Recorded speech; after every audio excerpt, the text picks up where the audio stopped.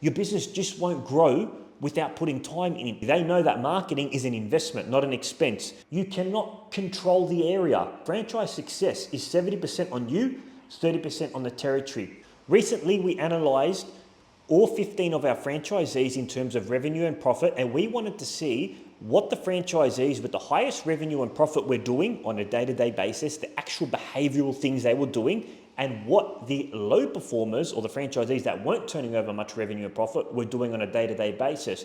We created our success cheat sheet that shows you what the high performers do and what the low performers do. And in today's episode, I'm going to be giving you that 8-point checklist. We call it our cheat sheet for success of what you can do to become a high-performing franchisee. Let's get into today's episode.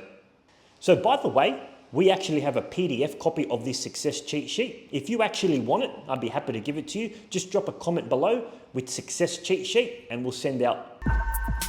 Hey everyone, welcome to Courtside Conversations. My name's Emile, founder and owner of Little Boomers Basketball, and it's a pleasure to be your host today. Wherever you're watching today's episode, I hope you're having a booming day, and yes, the pun is intended. My journey to entrepreneurship started on May 1st, 2018 when I launched my first basketball program with 9 kids enrolled. Today, thousands of kids across Australia are thriving in our programs, all thanks to the commitment and passion of our incredible franchisees.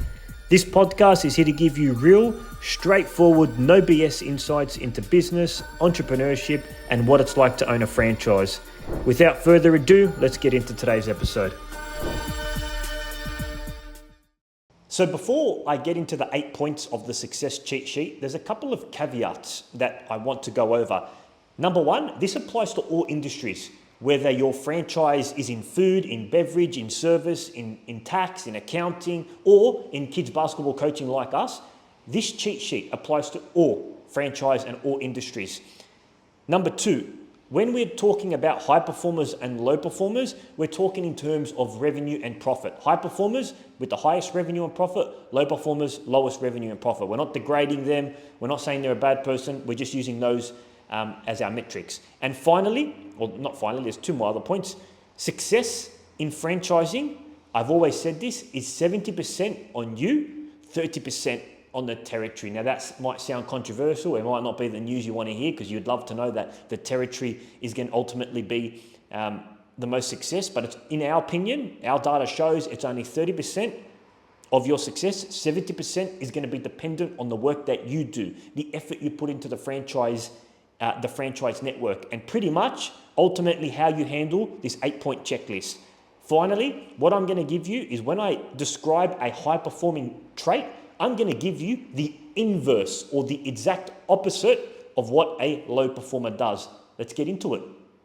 High-performing trait number 1, franchisees that are doing well in terms of revenue and profit are spending more than 25 hours a week in their business, whilst the low performers are doing the opposite and are spending the bare minimum. This is important, guys, because if you don't invest time into your franchise, if you don't invest time into your business, especially in the first 6 to 12 months, the most pivotal part, the infancy stage of your business, it will not grow. It just won't grow. You got to be hustling.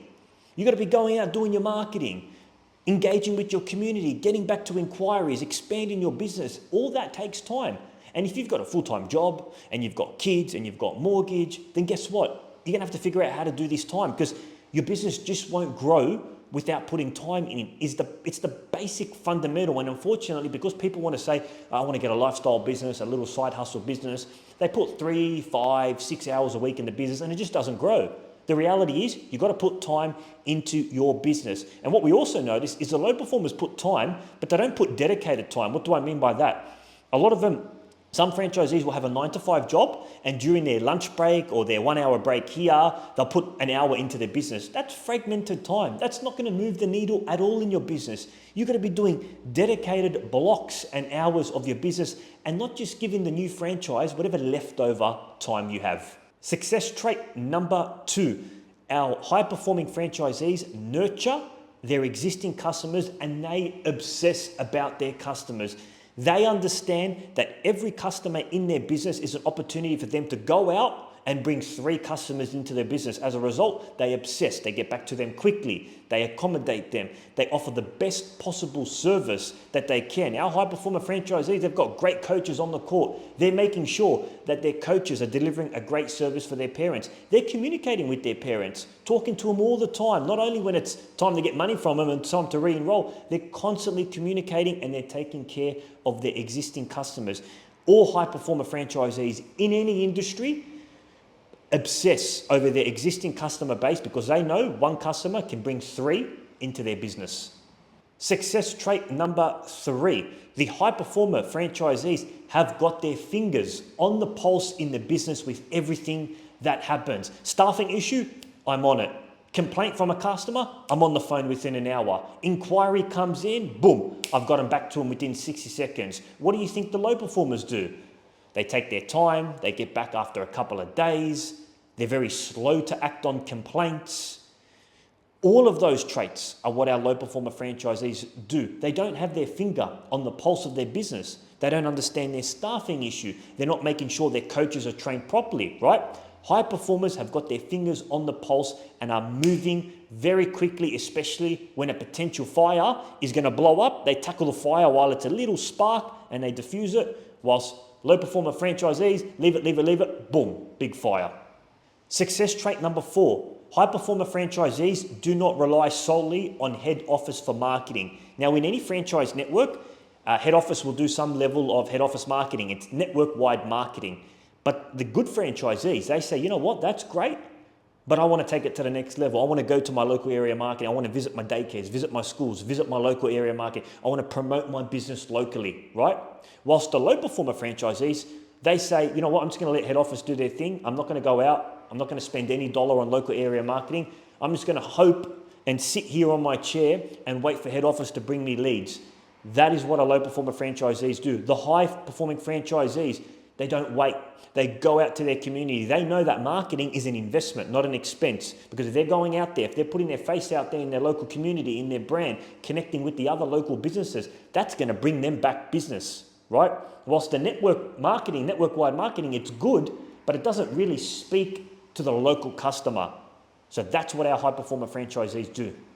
Hey guys, I hope you're enjoying today's episode. Just 2 quick things. If you're finding value from today's episode, if you can subscribe to our channel and share it to a friend, that would mean the world to me. I'm trying to make what is a very confusing space like franchising easy to understand so people don't make the wrong decisions later on in their life.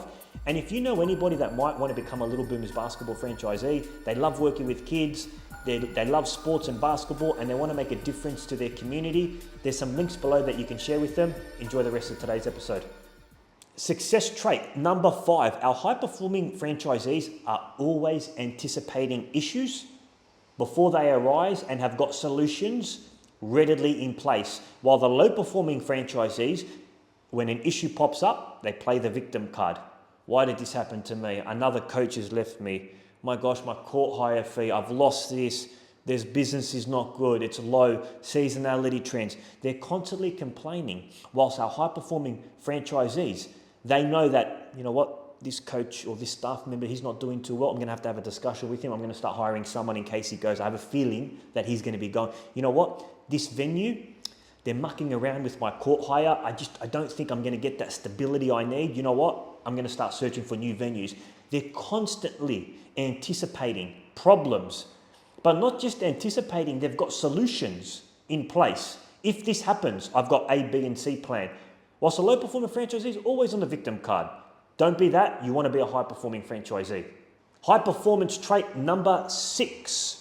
Our high performing franchisees get excited and are optimistic about new changes and new initiatives coming into the network. They want to get their hands everywhere. They want to pilot test new initiatives that head office do. They want to try new things. They're excited about new things because they know that in a changing market and business world that we live in, you've got to bring new things in, otherwise things get stale. Whilst the low performers, they question everything. I don't know if this is going to work in my area. They doubt before there's even any data or before there's even some type of pilot in their territory. I don't know if it's going to work. Look, I'm not too keen on it. It's going to waste of time. I just don't think this is going to work. They're pessimistic about new changes before there's any data or before there's actually any results. As a result, the area becomes stale. High performing trait number 7 is our high performers maximize all the resources they have in their available territory, whilst the low performing franchisees complain about the territory or blame their success on the territory. When you purchase a territory, you cannot control the area. The area is done. You have purchased that area. You can't ask for more postcodes, a more affluent area, more money in that area. It is done. They are hard boundaries. But what you can control is your local area marketing, how much you put your business out there, all those other 6 things I spoke about, your staffing, taking care of your existing customers, maximizing all the resources that head office give you, their support, their monthly Zooms, their training. All those can help you improve your revenue and profit. But the low performing franchisees, when the revenue and the profit isn't as high, it's to the area. The area is just, it's not an affluent area. There's no money in there. Don't do that. Focus on what you can control. Finally, that brings us to success trait number 8. High-performing franchisees are not shy to reach out to support. They're constantly networking between other franchisees, building relationships, collaborating with other franchisees. Whilst the low-performing franchisees, they don't want to reach out to support. They don't ask for help. They don't communicate to other franchisees or collaborate with other franchisees. And then on top of that, they complain as well that they're not getting any support, that there's no network collaboration, or they complain that, head office don't really help me. What's the high performers? They don't wait. They say, you know what? I'm stuck on this problem. I'm going to call head office. You know what? This franchisee, he or she is doing so well. I want to get to know them and figure out what they're doing well, because success isn't just luck. They're obviously doing something on a day-to-day basis that's giving them the results they have. I'm going to get to know them. I'm going to take them out for coffee, take them out for lunch. While the low-performing franchisees, they don't look to collaborate with other franchisees. They see other franchisees as, he got a lucky area, but really ultimately, if the same franchisee got that area, would the results be there? Probably not. And they don't collaborate with other franchisees to get new ideas. So that summarizes our high performers versus low performers. Just remember, franchise success is 70% on you, 30% on the territory. The 8 steps, and we've analyzed this across our network, is number 1, time. Make sure you invest a lot of time in your franchise, minimum of 25 hours a week. Nurture and obsess about your existing customers. They are the ones that bring boatload more of customers back to you. Keep your finger on the pulse. If a complaint arises, action it quickly. An inquiry comes through, get onto it within 60 seconds. Keep your finger on the pulse. Don't rely on head office for marketing. It's great, but you've got to take care of your local area marketing efforts. Be in the business of anticipation. Continuously anticipate things and have solutions in place. If a problem does arise, don't be a victim. Don't sulk on it too much, right? Have your day of mourning and then go straight into solution. Okay, now I'm going to do this, and this. Be optimistic and bring on new initiatives and pilot test, because these might work very well. Be optimistic. Before you're doubtful, rely on the data, then make a decision. But don't be pessimistic without any real pilot test. Number 7, maximize all the resources that are given to you in that territory. Maximize the area, go out to all your businesses, build connections, maximize every single resource in that territory. And finally, don't be shy to reach out for support. Ask head office for support, contact them, attend all the weekly Zooms or the monthly Zooms or whatever training days they do to learn and soak all the information, and collaborate with other franchisees, network with other franchisees. That brings us to the end of today's episode, guys. I appreciate you. Thank you for taking the time to watch it. If you liked it, subscribe, follow the channel. God bless. See you in the next episode.